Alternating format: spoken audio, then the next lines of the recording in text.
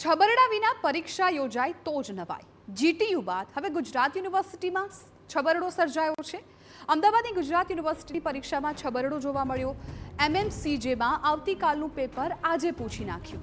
Media રિસર્ચનું આવતીકાલનું paper આજે પૂછી લેવાયું. પરીક્ષા વિભાગના ધ્યાને આવતા પેપર તરત જ પરત લેવાયું. આજનું પેપર વિદ્યાર્થીઓને આપી 1 કલાકનો વધુ સમય આપવામાં આવ્યો હતો. મીડિયા રિસર્ચ પેપરને બદલે સ્ટડી ઓફ ગ્રેડ્સનું પેપર છે વિદ્યાર્થીઓને આપી દેવામાં આવ્યું હતું. આ પેપર આવતીકાલે પૂછવાનું હતું, જો કે વિભાગને પછીથી ભૂલ સમજાતા પેપર બદલવામાં આવ્યું અને વધારાનો સમય પણ વિદ્યાર્થીઓને અપાયો. યુનિવર્સિટીનું કહેવું છે કે આ ભૂલ પેપર સેટરની છે અને આવતીકાલે નવા સેટમાંથી પેપર પૂછાશે, જો કે વિદ્યાર્થીઓ આ ભૂલને કૌભાંડ ગણાવી રહ્યા છે.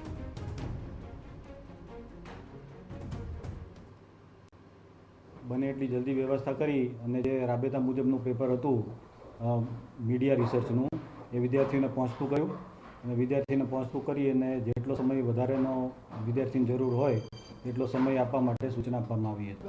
ભૂલ જે છે તે પેપર સેટરની ભૂલ હતી. 502ના કવરમાં તેમણે 503નું પેપર મૂકી અને જમા કરાવેલું. એક કરતાં વધારે સેટ હોય ક્વેશ્ચન પેપરના, તો જે બીજો નવો સેટ છે એમાંથી પ્રશ્ન પૂછશો. પરીક્ષા નિયામક એવું બોલ્યું છે ડિપાર્ટમેન્ટની ભૂલ છે. ડિપાર્ટમેન્ટ કહ્યું છે કે પરીક્ષા નિયામકની ભૂલ છે.